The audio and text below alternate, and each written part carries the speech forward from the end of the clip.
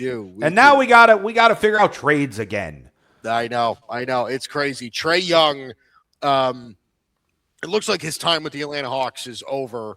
Both sides really. Trae Young obviously expressed his interest in a trade. The Hawks are apparently trying to work with him, trying to get him out of there, get some sort of return.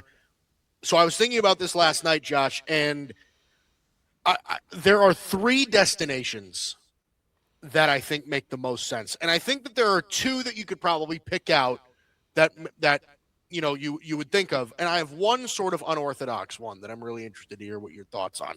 So, how do you want to do this? Do you have places in mind for Trae Young? What do you? I mean, I have some ideas. I'm literally, like, as we speak, trying to throw things into Fanspo to see if anything sticks. So far, nothing does because of his contract. Yeah. So I'm still checking with that. But there are definitely some teams I have in mind.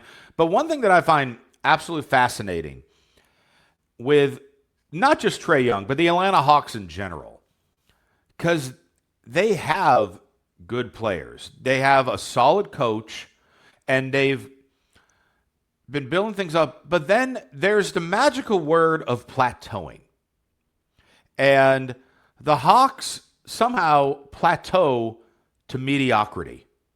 Mm-hmm. And I looked this up during the break, and we have known the Hawks have been mediocre, but let me spell it out for you in how mediocre they are. Since the 2020-2021 season, this has been the Atlanta Hawks records. 2020-2021, record of 41-31, 43-39, 41-41. Now, mind you, the 2020-2021 season, that one was a little shorter, so that was 72 games. Right, yeah. Yeah, so 41-31, 43-39, 41-41, 36-46, 40-42, and currently this season, they are 17-19. That adds up to a record of 201 and 201. They are average. They are, for 5 straight years, exactly mediocre. Yeah, right. And like that boggles my mind. To a T, mid. Yeah. And the centerpiece of all that has been Trae Young, and he is all-star starter for a reason. He is an incredible talent, scoring threes and assists. Sure. The Hawks have gotten some younger pieces that are starting to try to take the lead to build something. But while Trae Young's there, he's still, on the mediocre stat. Now, up at this point this season is his lowest since his rookie campaign. In the last several years, he's been in high 20s points per game, averaging between 10 and 11 assists. This year, he's at 19 points a game and just under 9 assists. So, the numbers are going down. In just 10 games. Too. Right. So the numbers are going down. And I applaud both Trae and the Hawks. I think realistically, it's time to move on. I agree. Now, what they have to do to get the most value, that's what we got to figure out. Yeah, and that's the interesting part of this, is that I think the Hawks at this point, I think, could be very easily selling low on Trae Young, right? I don't anticipate them getting a massive return for him. At least that's from my perspective. I just don't see it. Now, that's not to say that they'll get nothing. I'm sure they will get something of value, but I don't think it's going to be, like what the Jazz got for Rudy Gobert. I don't think it's going to be that. Right. Trae Young's biggest issue, at least as far as I've been concerned, is very high volume, very low efficiency, right? He just misses a lot of shots, right? I mean, he's always hovering around 41, 42% from the field. He's only shooting about 30% from 3 this year. And that's not to throw shade at his ability to, make those shots and shoot at a high level. But He's a very ball dominant player that needs to play at a high volume. He's very Harden-ish, right? And does that translate to winning basketball? That's, I think, something that needs to get talked about um, when it comes to teams wanting to trade for him. Now, here's the thing. Like I said, I have 3 teams in mind, and I want to see what your opinion is. I want to start with the two more, I'll even say, realistic or obvious ones. Okay, Yep. the Toronto Raptors Ooh. are an interesting fit. Yes, they are. This is a team that, again, and I was really looking at teams that really don't have a solution at point guard, right? Uh-huh. So the Raptors certainly don't really have that. Emmanuel Quickly right now is slotted into that position for them for the most part. And that's a team that is certainly on the rise, right? Scotty Barnes, RJ Barrett, Brandon Ingram. You know, it's a team that certainly has players to get it done. 4th in the Eastern Conference. Could they use another backcourt scorer / facilitator to move with Scotty Barnes? That's something I think that they could entertain. So the Raptors are my first destination. What do you think? I think that's a very intriguing fit. I think he'd be great to facilitate that offense with those skills, with those skilled players. My biggest thought with the Hawks is wherever they trade him, as any all-star that does eventually get traded, you know, they always arrive to their new team with a chip on their shoulder. Right. And that's why we so often see those teams trade them to the other conference. Or if they were to trade in conference, you trade them to like the worst imaginable team. Right. So I mean, like, unless it's like the Wizards, I do not personally see Atlanta making a trade with the Eastern Conference. I like the fit with Toronto. Right. I just don't know if Atlanta would be willing to do it. Right. And that's the other question about it too, that is I think it goes to what direction the Hawks want to go in. Do the Hawks want to fully rebuild? Right, because obviously, like they're even disappointed with how Zachary Rasache has developed, and they might be even willing to move on from him. And 10 bonus points to you for pronouncing his name. Right. Except, well, listen, I'm an NBA draft guy. I know how all that works. Okay. Listen, people were blown away when I said Sandro Mamu Kilashvili, right, when he got drafted, and you know his name wraps all the way around the numbers on the jersey. But yes, I agree with it. But I think if the Hawks go into, like, if they trade Trae Young with the intention of going full rebuild, I don't know that it matters where he goes, right? Gotcha. They might just say, listen, wherever we get the best offer, it could be from, you know, divisions don't even really matter in the NBA anymore, but even if it's to like the Orlando Magic or the Heat or something like that, it doesn't matter. Right? And I will tell you, as a Magic fan, I've already had people asking me about, hey, Trae Young in Orlando, does he fit? Yes, he does. Mm-hmm. I don't. As a Magic fan, though, I don't know if I want it, because we would definitely have to get rid of at least Suggs in that type of trade. And I know Suggs has had his injuries, but also on the Atlanta side, let's say there was some type of trade that was centerpiece around Jalen Suggs and other pieces for it. Well, then your backcourt in Atlanta is Jalen Suggs and Dyson Daniels. So for one, you're going to get 30 steals a game, which is great. Right. But you're not going to get many points out of your perimeter players. Yeah, right. And on top of that, since Orlando gave a number of draft picks already for Desmond Bane, we're still good with the amount of picks that they have because they had extra picks from prior trades. But then they'd have to add more picks for Trae. Right. Then you're in a situation of, well, now we better win right now or else we're screwed. Mm-hmm. So that's why I kind of lean away from Orlando. But again, the fit would make sense because the one thing Orlando's missing is the facilitator. Yeah. And Trae Young is fantastic at that. Yep, certainly. So the Raptors were the first team I had in mind. The second team I had in mind, again, this is now going to the Western Conference, a bit more into what you're saying. the Minnesota Timberwolves. This is my thought. I love it. That's the fit. That and honestly, if we're talking about him going to a winning team, yes, right? Minnesota is the spot for me. 1,000% agree. Facilitate that offense, yes, right? With Anthony Edwards, Julius Randle, Rudy Gobert, Jaden McDaniels, right? You have the pieces to give up, right? Whether Rob Dillingham or something like that is something that you can facilitate that train around. Trae Young to the Timberwolves is the one where it's like that's the most obvious fit to me. I could not agree more with that. The big thing in figuring out is the salary cap, because you might need to trade Rudy Gobert to make it work.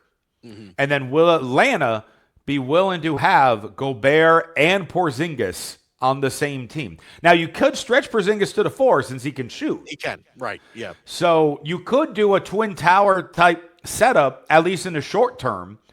But yeah, if you could find a way to pull us off, Atlanta would get Mike Conley in that deal, help the old vet teach some of the young guys for at least the rest of the season.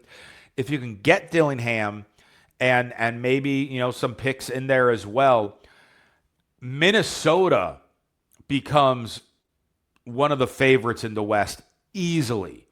When you add Trae Young and his three-point ability and assists to Ant and Naz Reid and Dillingham and Julius Randle, that would be, to me, that was the calculation that I got here was to the Timberwolves. Now again, mine, I was just trying to do a quick one, so I didn't have any picks involved.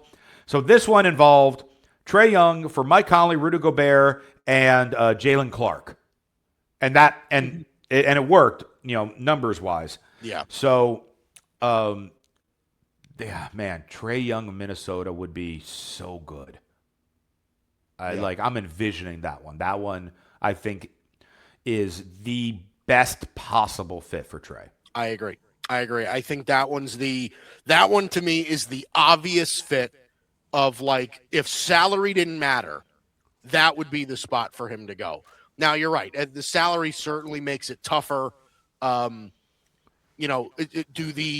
the Hawks throw in just to make it a little bit easier to swallow for the Timberwolves, right? Yeah. Because again, they would essentially be surrendering up all their size for it. Do they get Onyeka Okongwu or something like that in that trade also, just to give themselves a bigger body to grab boards and actually give Okongwu an opportunity to play? You know what I mean? Play 12 minutes a game like he usually does. But I don't know. Interesting to see if that goes anywhere. Here's my third destination. Okay, let's see if it's the other one that I was kind of thinking too. We're back to the East. Oh, okay. We're back to the East. Interesting. And this is a team that has so many pieces that they can work with. We know he's hated in New York, but is he hated in Brooklyn? Ooh. Could the Brooklyn Nets be a destination for Trae Young? I kind of because that is in kind of the same boat as what was mentioned earlier with the Wizards. Right. Exactly. Where Brooklyn is a team, they got a couple good young players and a ton of picks. Right. So that then goes to the question with Atlanta, do you want to build with this roster today and get legit pieces to go with it? Or do you just want picks to go to the future? Because then once you start drafting those picks, these young talent you already got, they're going to be due for contracts. Right. So which way do they go? Well, right. And that's if you want to talk about a team that has young players who could, a team that has young players that they could maybe cash in for a veteran a little bit, the Nets are a team that certainly have that. I mean, they had 5 first-round draft picks this year. Yeah. Right?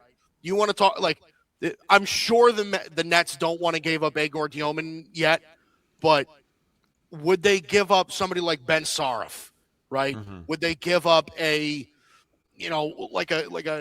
like a Danny Wolf or a Noah Clowney or something like that for somebody like Trae Young, who, again, I mean, you talk about a team that just hasn't had a real ticket grab in a long time, right? Like Michael Yeah. Porter Jr. Yep. is their best player right now. Right. Like, do they say, okay, you know what? We're going to finally bring in the guy that we can try to build around, right? We have all these young players, we have all these picks, we have everything. Let's cash in some of these picks and some of these players, bring ourselves a legitimate all-star veteran, and go grab Trae Young, who, again, do you want to talk about volume? Trae Young's not going to have any problem finding volume of shots in Brooklyn. That to me was I got to thinking about it when I was putting this list together. That's the one to me where like Minnesota makes a lot of sense as far as the fit and how obvious that is. Brooklyn, I'd almost love to see that happen. I really would. It would be great for Brooklyn. Also, I'm noticing because so many of these teams, when you're putting them on Fanspo to make the trades happen, for under the pick section, most teams between 2026 and 2032 have somewhere between like 12 to 15 picks, some maybe with a few more. Brooklyn has 30. Yeah, right. So you can throw in several if you choose, as you were saying. Plus, also, you're talking about like the shooting volume. Well, Brooklyn can send Atlanta Cam Thomas in that trade, and then you're getting volume shooting back at a much more discounted rate. Right. And so he has been talked about wanting to get out anyway. Nick Claxton has been the talk for years as far as like a trade piece for somebody. I know. He's like Mr. Brooklyn Nets now too. He's the longest tenured player on that team right now. He has turned into it's Brooklyn Nick is now what they're actually called. Right. So you try like maybe the two of them and like you said, a number of picks for Trae. I think also Trae and Brooklyn would love that because Brooklyn wants to rival the Knicks. And what better way to try to kickstart the rivalry than the guy who's second only behind Tyrese Halliburton as the most hated guy in the NBA. Right. So, I mean, I like the Brooklyn idea. I mean, I really like all three of your suggestions. If I personally were to rank them, again, like we are both in agreement, Minnesota's the best fit. Yeah, right. But then I really like your idea with Brooklyn right behind that. If Brooklyn's willing to give up several of these picks for Trae, who let's be honest, goes back to the beginning of this segment, plateau. Has he plateaued? Because if he has, he ain't worth all those picks. Right. So what is the gamble that Brooklyn takes with this? Yeah. Listen, it's interesting to see if they be even willing to enter those discussions. As far as I'm concerned, I would just love to see it. Yeah. I'd love to see it. Just because, listen, Brooklyn needs a piece, right? They need somebody that can draw people in. And Trae Young is, if nothing else, Trae Young is a fun player to watch.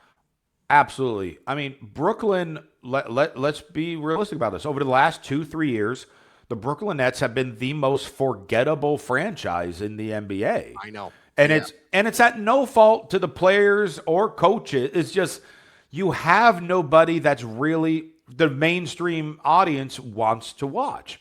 And now you got a lot of picks, so in hopes you get somebody, down the road. But you get somebody now to start putting eyes on you guys, plus those picks. Right. Now maybe you can start to build something because, hey, you showed up. You had Garnett and Pierce. Awesome. Oh, wait, where'd you go? Oh, you showed up and you had Durant, Harden, and Kyrie. Awesome. And then where'd you go? So that's where they haven't been able to be found. So Mhm. this could be one of those ways where it's not just, oh, one big star that will be there for a year or two and then he just retires or is gone. Right. Like you could still build around Trae Young. Yeah. Yeah. So I like the Brooklyn idea a lot. I listen. That's the one. That's the one I'm rooting for, and I hope Yeah. that they pull the trigger on it. Like I said, I don't even know if they'd be interested in those discussions, but that's something that I'd be rooting for.